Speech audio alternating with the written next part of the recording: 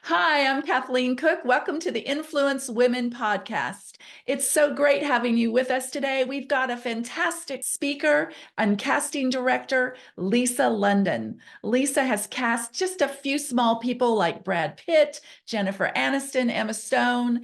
She is going to knock your socks off and give you some great tips and information today on how you can be in the casting world with success. So stay tuned. Now, like us and subscribe to us. And don't forget to hit the bell because we want you to be a member and follow us on Influence Women today. Stay tuned.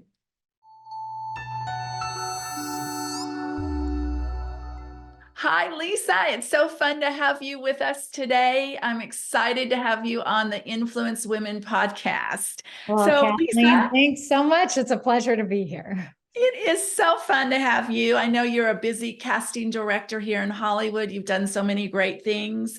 You've been working for about 30 years in the business, working and casting such great, successful films. And I'll let our audience just kind of Google all that because it's a long list.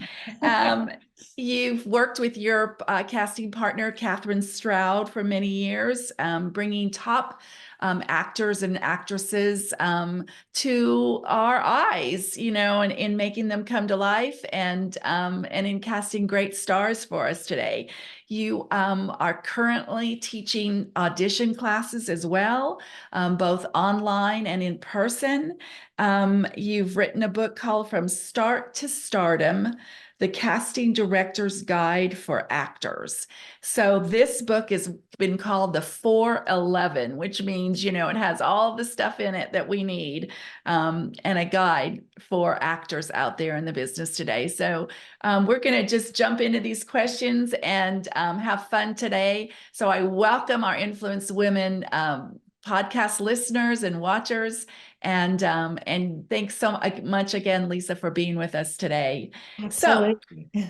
you've cast, like I said, so many great actors out there, stars like Brad Pitt, Jennifer Aniston, Emma Stone. So what makes them stand out when they walk into your casting office and you just say, this actor or actress, they've got something really special. Can you share with us about how that kind of happens?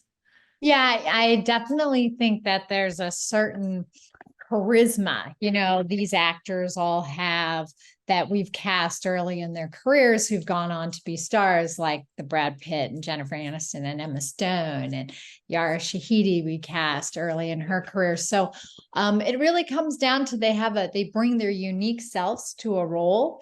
But when they come in a room, they light up a room and they are professional, committed to the choices that they're making. But it's really besides, obviously it's all about the talent, but it's also about their charisma and what they bring to the role. And also the other thing I would say about these people is, these actors, they work really hard. It's a definite, this business, it's hard work. I Yes, always it say is. it is hard work. I always say it's not a sprint, it's a marathon. And if you look at these people that are very successful, they've had a career where they work at it and they persist and they work hard. And even though there's rejection in it, they continue to keep going and persist. And they really work at it. And I think that's all what comes in when you see all of this when you come in a room. So it really has to do a lot though with their personality, their charisma, besides their talent. Yes, and from an acting, my background is I'm a Screen Actors Guild actress myself. So I know I've been through the audition process just a few times Right. and been through the rejection process a lot. And so there is something special about how you just can communicate through that camera lens. And we have a thing, I think, in the business called likability, don't we? Where For it sure. seems like this lens just kind of likes you. But I love what you said, Lisa, about the work. because I think so often we think, oh, I could, we watch a great performance or we see something that maybe isn't so great. And we think, oh, I could do better than that, or I could do that. But it is a lot of work. And so as actors come through, you've been able to see what great work they've done, but you've also seen where they failed. Are there some areas where you think where you could share where actors could work a little harder or have failed in audition because they haven't worked? Can you share Yeah, about that a little bit? yeah, and I don't necessarily like necessarily to use the word fail because I think everything is a learning experience in life. Yes. So, fail, that's not my favorite word, but I definitely think that some of the common mistakes that I've seen that actors make are things like they're not prepared enough. So they don't really do their homework or their research of what kind of show is it or what kind of movie, what's the genre? Do they really break apart the scene and understand what it's about? Do they do their research? Who's the director, the producer, the casting director, so they know the tone of what kind of work that this director does? You know what I mean? And do they understand all that? So I find that that's one thing that they're not prepared enough. For sure. Another thing that I notice in auditions too is overthinking. Uh, Actors tend to overthink. We all do in life. yes, it was Overthinking.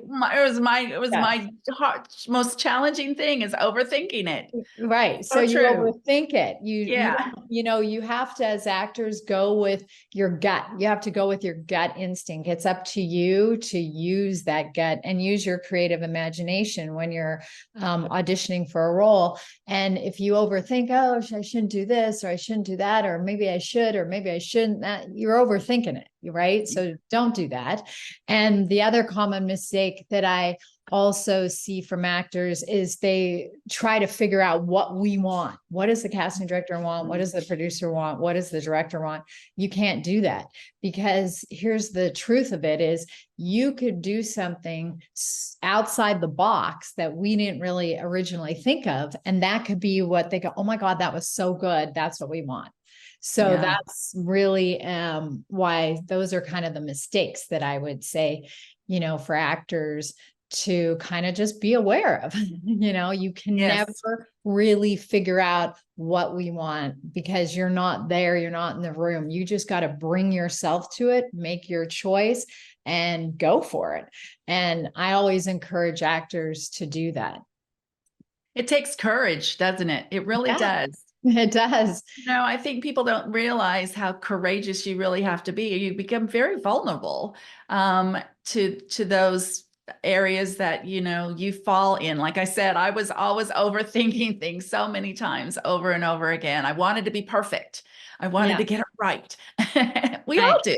right. But you know what? There's no such thing as perfect. That doesn't exist. Perfectionism. I knew a girl once that I was teaching a class and we were talking about auditioning and I said, how many takes are you doing? And she said 35. And I said, okay, you are a perfectionist and you're never going to find the perfect take because you're going to nitpick every single one apart. So don't do that. And also, besides that, if you do that, you're losing your own authenticity and spontaneity when you're doing a self tape, right? If you're doing that many takes, eventually forget it. You Yes. want to have that spontaneity and authenticity. So Yeah, an it example. zaps your energy for sure. Yeah, so you For can't be a sure. perfectionist. It doesn't work. One of the tips I always looked at too is I looked at the page number of my side. So explain, I'm going to just let you explain, but what's a side? And, like what I was saying is I always looked at the page number of my side to see where it fell in the part of the script, because a lot of times actors, when you get an audition piece, you're not able to see the whole script. But if you can look at the page number, well, this is at the beginning of the movie or the project, or this is the middle, or this is the end. But explain to us what a side is. Well, your sides are the scenes that you're going to read, that you're going to audition with. So we're going to give you certain scenes. Maybe we're going to give you more dramatic scene and a more lighter scene from the same project. And the sides are those pages that you're going to read. And, it's tricky if you can't get a copy of the whole script, which a lot of times you can't. We don't necessarily give them out until the callback stage. And some projects, the Marvel movies and things like that, they don't give them out. Stranger Things, you don't get the whole thing. Yes. So you might get dummy sides. So you won't even know where that fits in because they might not even be what they're really what it is. It's like a character that's similar to what they're looking for, but it's not the real pages. You know what I mean? Yeah. So that's what sides are. They're the scenes that you're going to audition with. Which goes back to your point of just bringing your authentic self into it, Right. and not overthinking it. Like I said, so often I did. I understand. I know. Yeah. So let's move. Let's go maybe a little different direction. So we have a lot of people who be watching and listening to this podcast, and they come from all over the country, all over the world. And can we become a successful actor or actress if we don't live in Hollywood, we don't live in maybe New York or some of the hot spots? How can we develop our talent? How can we get connected when we're not in those high profile cities? Yeah, I totally get it. Like if you're not in LA or New York or Right. Atlanta. Yeah. Listen, I think you can have a career, now because we're in the age of self-taping, you can audition from anywhere. We cast a lot of projects that don't even shoot in LA. They've been in Kentucky and Minnesota and Atlanta and North Carolina and Nashville and all kinds of places. So I find now that we're always looking for talent depending on where they're filming it anywhere. So you can obviously, I would say, if you want to get connected, do your research in that area for classes, look for, a film group or an acting group you can be part of. There's many things you can do. You can get agents and managers in different states or in the state you're in, and then have an agent or manager. Let's say you're in North Carolina. You can have there's agencies that represent talent in those areas. So it's really about doing your research and finding out, hey, what's available in my area first. And then once you're working on your career and developing your craft and actually, getting some roles, then you can reach out even farther and go, oh, okay, maybe I want to do some stuff or get an agent or manager in New York or LA. So there's plenty of opportunity anywhere. Yes. Canada has lots, Toronto, Vancouver, if you're up there. So there's plenty of opportunity. You don't have to be situated in LA and New York anymore. Yes. And I've always said, create your own group. If you don't have people around you, acting is about you saying your lines and someone else saying lines back. And so sometimes it's difficult to kind of practice that. If you're not in a group where you grab a scene or grab some things. There's lots of stuff on the internet these days that you can grab down and, have a little acting circle where, we have reading clubs and book clubs and things like that. Have an acting club and, exchange because it's really about growing your instrument, isn't it? I mean, I call it, ourselves, we call it an instrument, just like a musician would play a violin or a guitar or piano. That's their instrument they're practicing on. Your instrument, I'll get it out there, is really yourself, and it's bringing out those aspects of yourself and in developing that. If you've got any hints or clues on what you've learned or how you've helped actors kind of develop that instrument within them and some things they could be doing. Yeah, I really feel one of the main things I always recommend is being in an acting class, because I feel that you get to try different scenes, you get to work on different characters that you might not know you could even play. You get to be with a group of like-minded actors. You can have people that you work on scenes with. Hopefully you're with a teacher that inspires you to even bring out more of your craft and your talent. So my first recommendation for anybody is to be in a class. That's number one for me, Because I also think I know plenty of actors that are even very established that are still taking class and they're always working on scenes because that's what you want to do. You want to expand your talent. And it's all about, to me, working on your craft of acting to be a better actor. And so that would be my number one. The number two thing I would say for actors is, be doing something every day towards your career, even a little something, whether that's watch movies and television shows and look at, parts and go, oh, I could do that, and write it down. And what was it about that character that you found so interesting? And also, actors need to be educated. It's like, watch the classics. People forget about the classics. I started showing in my classes, we started watching classic movies. I assign them like 2 a month, and we talk about them because, when you're especially newer or a younger actor and you bring up, okay, this is like a Western, like Butch Cassidy and the Sundance Kid. Like, do you know who Robert Redford is and Paul Newman? And when they say no, you're like, oh my God.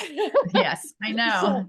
So you got to be educated on being an actor, and you also need to understand, the terminology of being of the business. I find that I get a lot of people who reach out to me and say, hey, can you represent me? And I'm like, but I'm not an agent or a manager. I'm a casting director. I find I don't represent talent. So and who's an assistant director? What do they do? What's a director of photography? So it's important also, especially if you're first starting out, to learn the lingo of the business. So those are some of my tips that I would give to actors.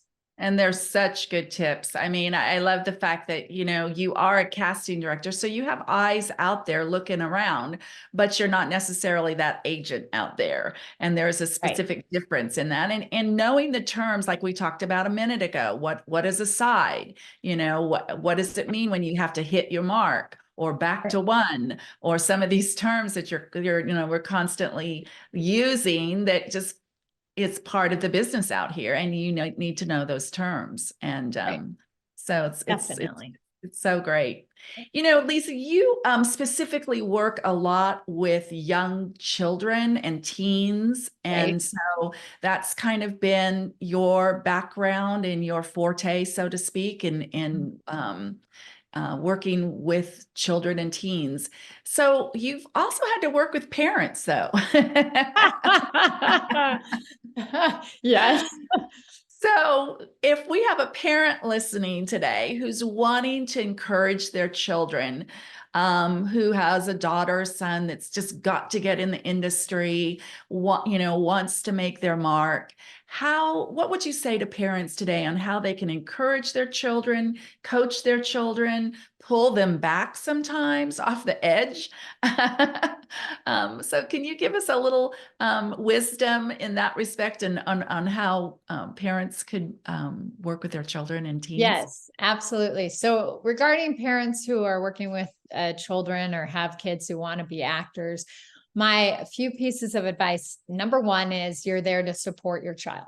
So that's your number one goal. If your child really wants to do this and you see that they're, love to perform and they're always performing around the house, or they're watching, shows and I can do that, and they love that, you're there to support them. That's what I think, all of us as parents, whether your kids are in the entertainment industry or not, that's what you want to do, is support your child's dream and ambitions, right?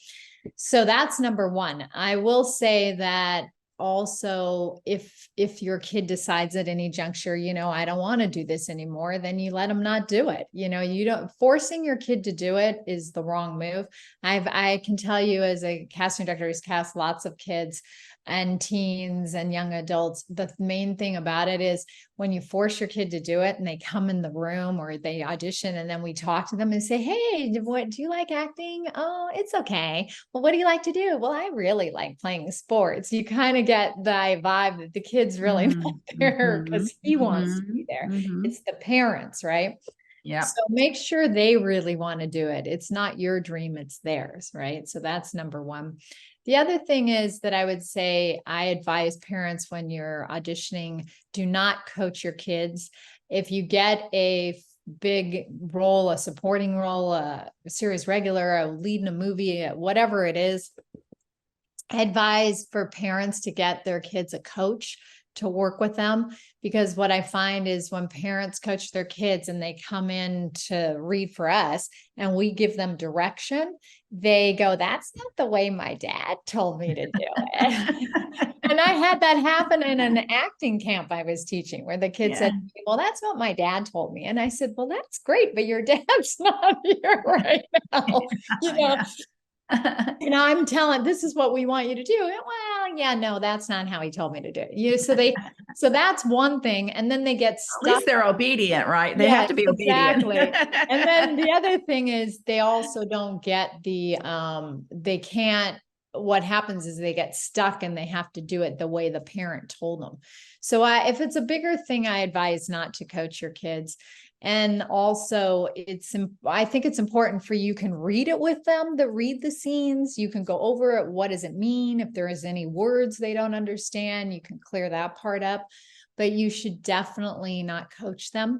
And the last thing I want to say is, as a casting director who's cast so many kids and teens, we are also casting the parents. Yes. So it is very important that every time I've done a project, we've always met with, when it comes down to the final amount of kids, we've always met with the parents to see what their vibe is, because you want a supportive parent, somebody that the producer or director feel they can work with. Obviously there's lots of rules and regulations that the productions have to follow, and those are followed very strictly, but we want a team player. You don't want a problem. So you got to make sure. That's another thing. We are casting you also. So that right. would be my tips for parents. Yeah, that's so true. And you're in these closed, long environments and so you want to be around people that you like and that care about the production and are flexible, because sometimes the camera will break or some kind of weather issue happens and you've got to be flexible. And so 100%. yeah. And all so kinds of things happen in productions, yes. time delays, this Yeah. happens, like whatever, there's some Right. kinds of things. So you definitely want to have a parent Supportive. that's a team player. It's very important. It's collaboration. That's what I always say about this business. It's so good. I remember years ago when I have a daughter, two daughters. The oldest daughter, we knew from the beginning that her face was planted in the theatrical business, and she's a director, producer, actor even today. And I remember having a class with Uta Hagen. And so we went back. So if you don't know who Uta Hagen is, you need to go back and research her. She was one of the most classic actors and theatrical coaches of all time. And I said to Uta, I have a daughter growing up in the business. And I said, what would you say to me as a parent that I could do to help support her and encourage her?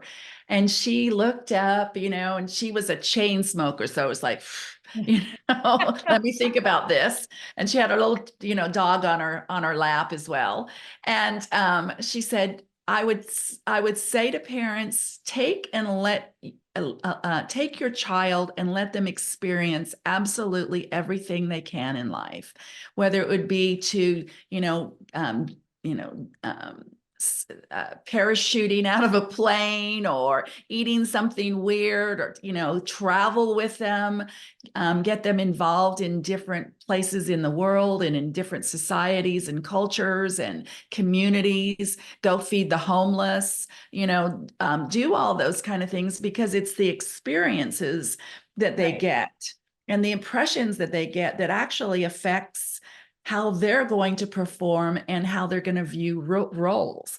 Because you may have that your daughter may at one point be the daughter of a homeless person or the daughter of a prince or a king. So how is she going to know what those kind of environments are really like unless she's kind of had a little bit of introduction to those? And so that just kind of fed her. And I think it really was the best advice I think I might have had from any kind of coach out there. It was great advice. So. I love that. I agree. I think everybody should be well-rounded as actors. It's not just acting. It's like, do things. You also go try new things. You want to learn how to surf, go surf, sing, dance, play baseball, do sports, whatever it is, experience life. That is part of it for sure. Because you also never know when any of those experiences will come into play when you're auditioning or acting, for sure. Yeah.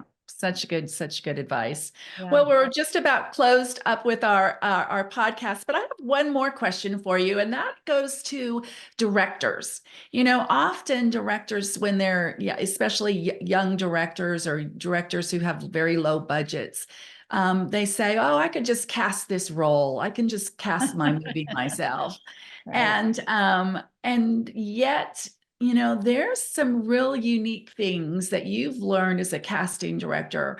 Why do directors need to hire casting directors? Why is that so essential? Oh, that's such a great question. Because casting directors have eyes for talent and they really understand, the whole business of talent and who will work for what budgets of movies. And it's really important. I think I've had that happen. Well, I was going to cast it myself, but I realized I needed a casting director. You really want, because we have the expertise and we can help bring your project to life. And it's a very collaborative business. But I think it's important to hire a casting director for your project because you want their expertise in bringing you the best talent for the roles. That's what I would say. And they're going to have a wider pool and a wider knowledge probably than you will, as Absolutely. And resources too of people. And that there really is something about, we talked about an actor having this instrument and this discernment and this eye for acting. Casting directors are right there with you on that, and seeing through that this person or this actor, what they can bring to the role, Right. how far they can go, and the depth that they can bring to it. So essential that we have you as casting directors out there today. I Yes, do, with our company, Cook Media Group, I've gone from a theatrical actor to doing some casting myself for our company from time to time in the small roles. But I know that I continue to also go and hire people like yourselves and your company, because we need that larger community. And you've certainly have a lot more experience at casting than I do. But exactly. I've got a little bit of background. But well, Lisa, it's been so great having you with us today. If you could leave us one more thing, one more final thought on bringing our personality and our choices into the Right. room, in a casting room, what would, how does that affect what we do, our own choices that we make in life and our personalities? How can we successfully bring that into the roles as an actor? Well, the number one thing I would say is have confidence in yourself, have confidence in your choice, commit to your choice, and enjoy the process. Yes. Enjoy the process. That's what you're doing. You chose to be an actor, enjoy it, right? And have confidence in yourself, because no matter what aspect of the business that you're in, it's really about your own confidence and your own self-esteem. So know in your heart that you're great and you're awesome, and enjoy it and feel good about what you do. And that's what I would say. Wonderful. I love that. So great. Where can we get your book? You can get it off of Amazon, from Start to Stardom, Casting Director's Guide for Actors, or I have a website from starttostardom.com. If you go on there, you can order one and I will sign it to you and Awesome. mail it to you. So in either one of those places. And my website from starttostardom.com is a great place. I have a monthly newsletter. You can go there and sign up for it. So yes, and you can follow me on Instagram at Lisa London Casting. I put out a lot of actor tips there. So yes. Great tips. Great tips. Thanks so much, Lisa. It's just a delight to be with you. We are thrilled that you're part of Influence Women. You've been one of our event speakers in the past and done some other mentorships with us. So thank you so much for your time and wisdom. And we just so appreciate you being with us today. Well, thank you for having me, Kathleen. I really appreciate it. And have a lovely rest of your day. Thank you. You too. Bye-bye. Thanks so much for joining us today for the Influence Women podcast with Lisa London. It's been great, and I know that you learned so much. Now, like us and subscribe and hit the bell below on the YouTube channel so that you can be a member and stay connected with Influence Women. We'll catch you next time on the Influence Women podcast.